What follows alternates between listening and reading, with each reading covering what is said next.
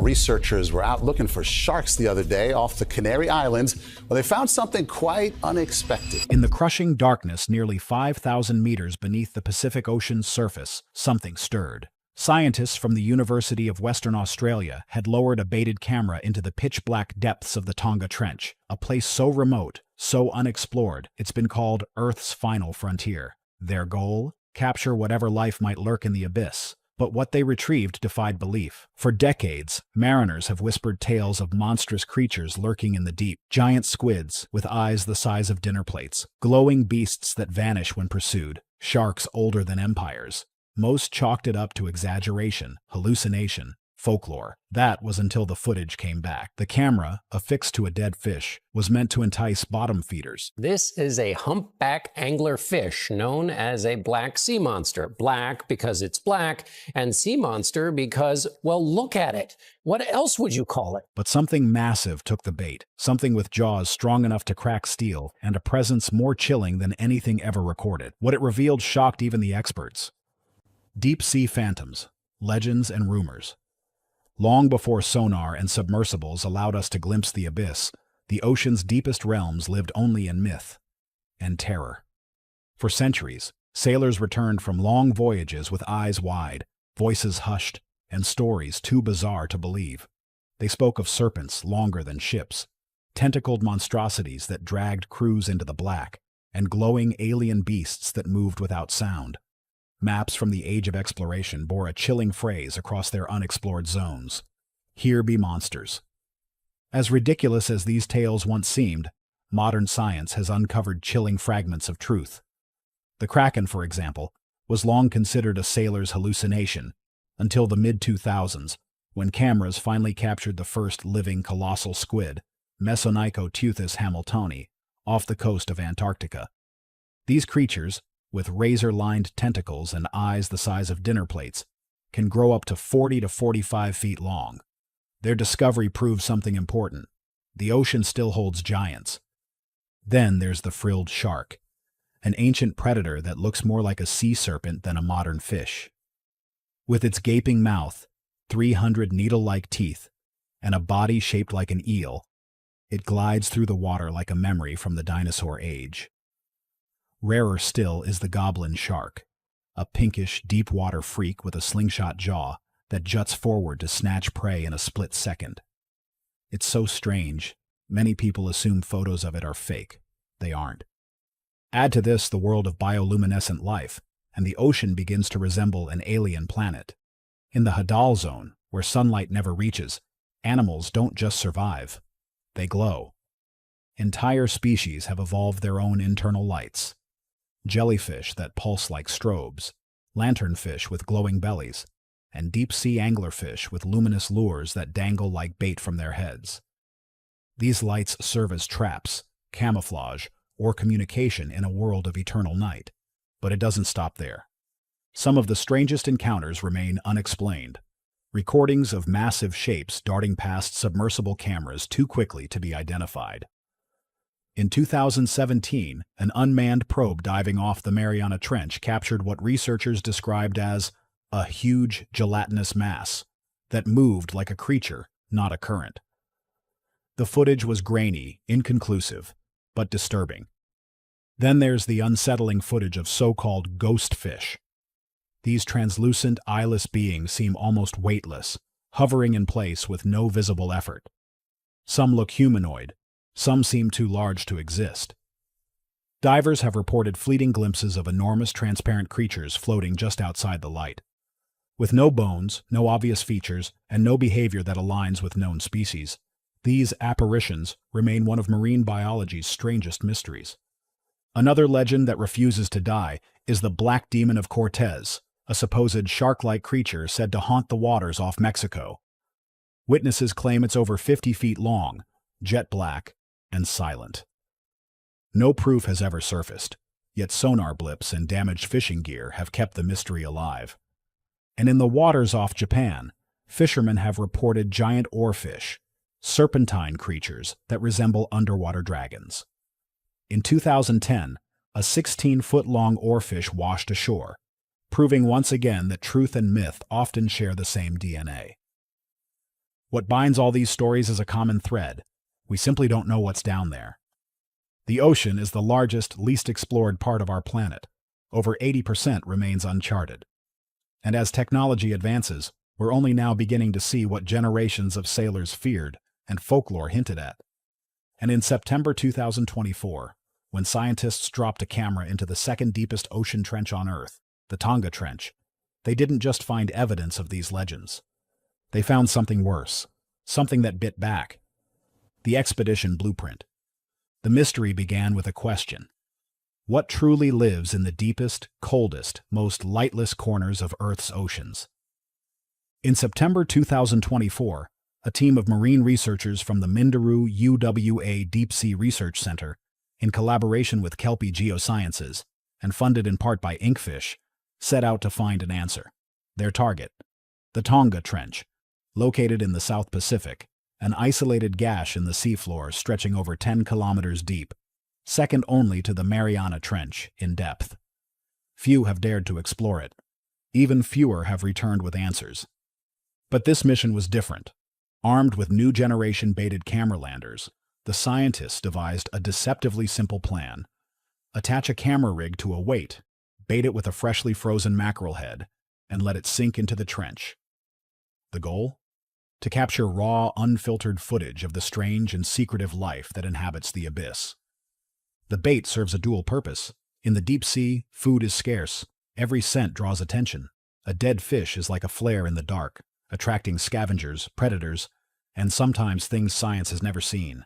The hope was that by luring in these animals naturally, the camera would witness behaviors no remotely operated vehicle, ROV, or submersible ever could. The landers are designed to survive the unimaginable pressure at 4,000 plus meters, where the weight of the ocean above can crush metal. Equipped with red light, barely visible to most deep-sea creatures, the cameras can film without disturbing their subjects. Every inch of wiring, every bolt, every flash of light was engineered for survival. But the scientists weren't prepared for what they actually captured. The camera lander groaned as it slipped beneath the waves, vanishing from sight within seconds. Suspended by its ballast, it began its slow descent into oblivion. From the deck of the research vessel, the scientists watched the monitors with hushed anticipation, knowing that what they had just launched was plunging into one of the most inhospitable environments on Earth. At first, sunlight still managed to penetrate the water, casting a ghostly blue glow across the screen. Schools of small fish darted through the light, oblivious to the mechanical intruder falling through their realm. But within minutes, that glow began to fade, swallowed by the crushing darkness below. 1,000 meters, the twilight zone. Light ceased to exist naturally. Life here was sparse and strange. Twisted forms that drifted like phantoms. Jellyfish shimmered with electric pulses. An eel, ghost pale, slithered past the lens before vanishing into the dark. 2,500 meters, the midnight zone. Water temperatures plunged to near freezing. Pressure mounted to over 250 times what we experience at sea level, enough to implode steel if not properly fortified. The fish head bait hung lifelessly from its tether, suspended like an offering to gods no one believed in. 4,000 meters, the abyssal plain. This is the realm of shadows and silence. No sunlight has ever touched these depths. It is a world older than human history. One so dark and so alien it might as well be another planet. Here, time seems to stop. Movement is slow. Survival means adaptation, and sometimes brutality. As the camera settled gently onto the ocean floor, it kicked up a silent storm of silt, momentarily clouding the lens in gray. For several long moments, nothing stirred. Only the faint hiss of sonar and the quiet whir of machinery filled the monitors aboard the ship. Then, something moved. Just beyond the range of the red lights, a shape drifted past. Slow, heavy, deliberate. It didn't resemble any known fish or squid. There were no fins, no tentacles. Just a presence, large, watching. The researchers leaned in, hearts racing. Something was out there, and it had seen the bait. First contact, shadows in the black.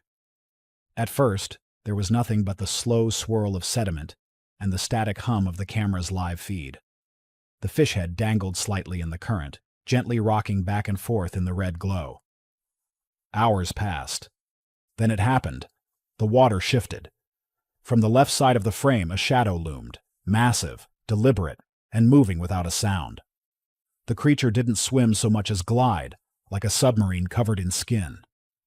There were no flashing lights, no bioluminescent glow to announce its presence.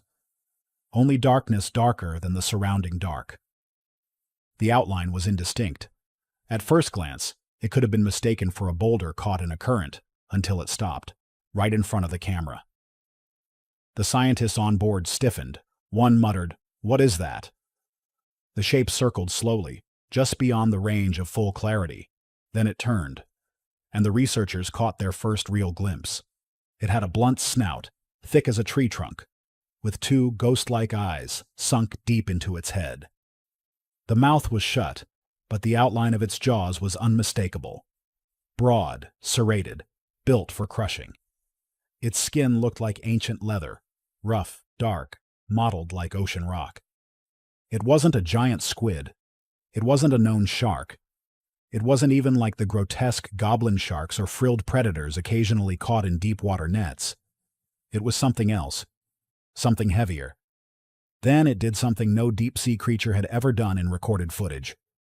It stared directly into the camera. For nearly 30 seconds, it hovered there, unmoving. A silent standoff between machine and monster. And then, without warning, it surged forward. The lens was consumed in darkness. Jaws opened, revealing rows of jagged teeth. The screen shook violently as the creature clamped down, not on the bait, but on the camera itself. Metal groaned. For a moment, everything went black. In the control room, no one spoke. The only sound was the low beeping from the equipment trying to re-establish signal. Then, the image flickered back on, scratched, fogged, and still recording, and the shark was still there. The bite. The image on the screen was grainy, waterlogged, and slightly askew, but it was still intact. Against all odds, the camera had survived the initial impact. Inside the research vessel's control room, the team stared in disbelief, adrenaline coursing through their veins. No one spoke. No one even moved. The creature was still there. It had released the lens, but not the bait. For a few tense seconds, the only visible sign of life was a thick, sweeping mass re-entering the frame. As it turned slowly in front of the lens, the camera caught a full-body glimpse, thick, muscular, and covered in coarse, dark skin. It moved like a ghost, heavy, but with eerie grace, barely disturbing the water around it. Then it turned again, and the mouth came into view. Slowly, almost ceremoniously, it opened wide. The lower jaw unhinged in a way that seemed both precise and uncomfortably practiced. The interior of the mouth revealed a set of jagged, conical teeth, some blunt, some serrated, all embedded in thick pink gums. The creature hovered, its open mouth facing the camera as if sizing it up. Then, without any warning, it lunged again. The screen shook violently. A thunderous crunch exploded through the ship's speakers. This time, the camera was no longer just filming the predator. It was inside it. The view shifted to chaos as the lens was enveloped in darkness. Water rushed past the housing and something soft, maybe the creature's tongue, brushed the lens. The pressure was immense. Every few seconds, rows of teeth scraped against the casing with a sound that sent chills through the room. This wasn't a curious nibble anymore. This was an attempt to devour. Inside the control room, gasps erupted. Someone muttered, "It's trying to eat the camera." Another whispered, "That's the inside of its mouth." No one could look away. The image jolted again and again, but somehow the housing held. The team had designed it to survive the depths, but not the jaws of a living submarine. And then, it stopped. Just as suddenly as it had begun, the pressure released. The darkness receded. The camera tumbled back into the open trench, slimy and scuffed, but still operational. Static filled the edges of the frame, but the view was intact, and the predator was still in sight. It hovered over the baitfish now, motionless. Then, With terrifying efficiency, it surged downward and clamped onto the mackerel head, swallowing it whole in one smooth motion. In that moment, the team understood. This creature wasn't afraid of sound, light, or even foreign objects invading its territory. It had investigated the camera with intelligence. It had bitten twice, with different force each time. And in doing so, it had revealed something far more chilling than a new species.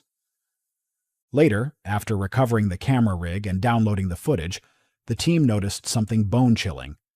The second bite, the more violent one, had nearly crushed the outer shell of the housing. If its jaws had landed just a few centimeters closer to the core, the entire unit would have imploded under the pressure, and they would have lost everything. But the most unsettling discovery wasn't the near destruction of the camera. It was what they saw in the creature's eyes. When they slowed the footage down, frame by frame, they saw it clearly. Before the first lunge, it had turned its head slightly. Not to inspect the bait, but to stare directly into the lens. It wasn't a mindless animal blindly feeding. It had seen the camera. In the lab, Dr. Jessica Kolbus sat motionless as she watched the full playback. Her face was pale, her voice barely audible when she finally spoke. "That's not just a deep-sea predator," she said. "That's an apex, something we've never documented, not down here. And judging by the way it approached us, it's been watching for a long time." The creature hadn't simply taken the bait. It had made a statement, the reveal. Pacific sleeper shark. When the footage was fully analyzed, frame by frame, experts began piecing together what they had just witnessed. The size, the behavior, the slow yet calculated movements, it all pointed to a species known but rarely seen in such a way. The creature that had nearly destroyed the camera swallowed a mackerel head whole and glided through the trench like a ghost from Earth's prehistoric past, was identified as a Pacific sleeper shark, Somniosus pacificus. At first, the team struggled to believe it. Pacific sleeper sharks are among the least understood large predators in the ocean. Their elusive nature, sluggish movement, and preference for deep, cold waters have kept them shrouded in mystery. What made this sighting so shocking wasn't just the footage. It was the location. These sharks are usually found in the North Pacific, often near Alaska, Canada, and Japan. This encounter took place thousands of kilometers away, deep within the Tonga Trench in the southern hemisphere. This was more than a rare appearance. It was the first confirmed sighting of a Pacific sleeper shark this far south, and certainly at this depth. The individual filmed was estimated to be 3.5 to 3.6 meters long, and notably, a female, determined by the absence of claspers near the pelvic fins. This was a fully mature adult, not a lost juvenile, but a seasoned apex predator patrolling a trench few humans have ever dared to enter. Unlike other sharks that rely on speed or aggression, the Pacific sleeper shark is a stealth hunter. Its body is dense and muscular, with no swim bladder. Instead, it maintains buoyancy with a giant oil-filled liver, allowing it to glide silently along the ocean floor. It's been known to feed on fish, squid, octopuses, crustaceans, and even the occasional seal or whale carcass in northern waters. What it hunts in the South Pacific trenches is still unknown. What sets the sleeper shark apart, however, isn't just its physiology. It's the way it moves. These sharks are slow, moving with a ghostly calm, which makes their sudden lunges, like the one captured in the Tonga footage, all the more terrifying. Scientists believe the species has evolved to conserve energy in cold, food-scarce waters, capable of long periods of motionless waiting, followed by a single explosive strike. But perhaps the most fascinating and unsettling aspect is their lifespan. Although no Pacific sleeper shark has been definitively aged, their close relative, the Greenland shark, Somniosus microcephalus, is known to live over 400 years, making it the longest-living vertebrate on Earth. If the Pacific sleeper shares even a fraction of that lifespan, the shark in the video could be older than most modern nations. And yet, despite their size, strength, and potential age, sleeper sharks remain largely invisible to humans. They prefer the shadows. They rarely breach. Most footage of them comes from deep-sea trawls or unexpected bycatch.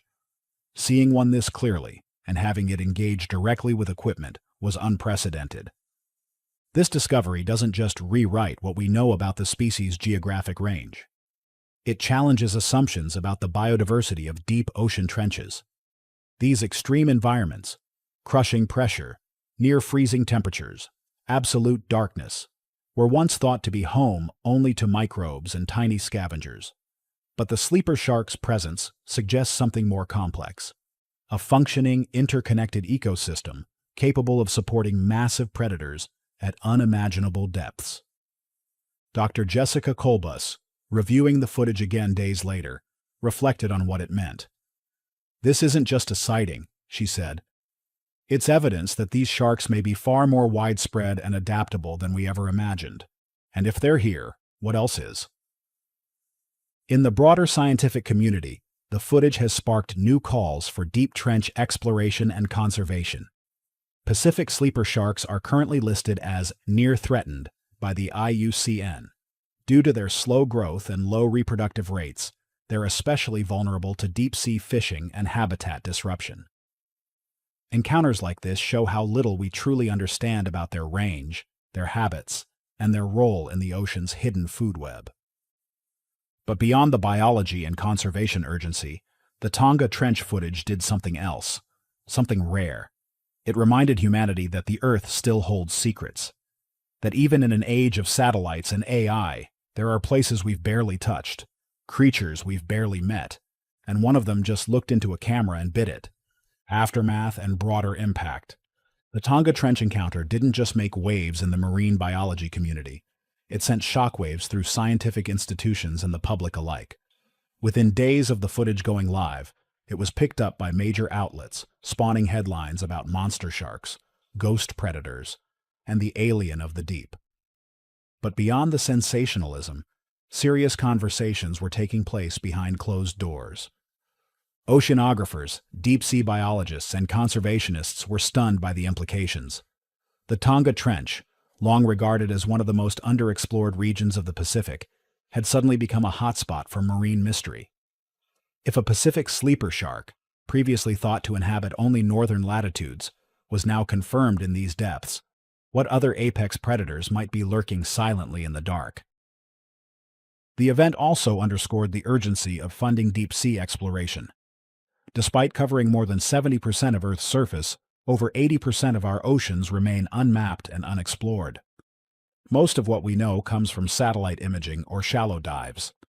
The deepest places on Earth, trenches like Tonga, Mariana, and Kermadec, are still vast frontiers where nature writes its rules in total darkness. And with climate change, deep-sea mining, and overfishing increasingly threatening even the most remote ocean ecosystems, the need for scientific insight is now critical. "We can't protect what we don't understand," said Dr. Kolbus in a later statement. "This encounter was extraordinary, but it's also a warning. These species may be ancient, but they're not invincible." Meanwhile, the camera, the same one that survived a predator's jaws, is now displayed at a marine institute in Perth, a battered, barnacle-encrusted relic that tells a story of resilience, curiosity, and awe. Visitors gather around it, not just to marvel at its survival, but to ask the bigger question: what else is out there? Because that's what this story really unlocked: wonder. In a world obsessed with speed, progress, and control, this brief moment in the deep reminded us that some corners of our planet remain beautifully, terrifyingly unknown. If something this massive, ancient, and mysterious can exist right here on Earth, what else might be watching us from the darkness, waiting for the right moment to be seen? Share your thoughts in the comments below. Thank you for watching. See you in the next one.